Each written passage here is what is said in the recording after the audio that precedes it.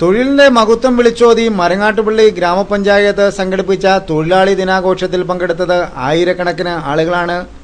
ദേശീയ ഗ്രാമീണ തൊഴിലുറപ്പ് പദ്ധതിയുമായി ബന്ധപ്പെട്ട് പ്രവർത്തിക്കുന്ന സ്ത്രീകളടക്കമുള്ള ഒട്ടേറെ പേർ സംഗമത്തിലേക്ക് ഒഴുകി എത്തുകയായിരുന്നു. കുടുംബശ്രീ പ്രവർത്തകരും തൊഴിലിന്റെ മഹത്വം വിളിച്ചോതി സമ്മേളനത്തിൽ പങ്കാളികളായി. ജനപ്രതിനിധികളുടെ സജീവമായ സാന്നിധ്യം തൊഴിൽ മേഖലയിൽ പണിയെടുക്കുന്ന ആളുകൾക്കുള്ള വലിയ പിന്തുണയായും അനുഭവപ്പെട്ടു. പഞ്ചായത്തിന്റെ നേതൃത്വത്തിലുള്ള ജലനിധി പദ്ധതി ഉദ്ഘാടനത്തോട് അനുബന്ധിച്ചായിരുന്നു പഞ്ചായത്തിൽ തൊഴിൽ ദിനാഘോഷ പരിപാടികൾ ക്രമീകരിച്ചത്.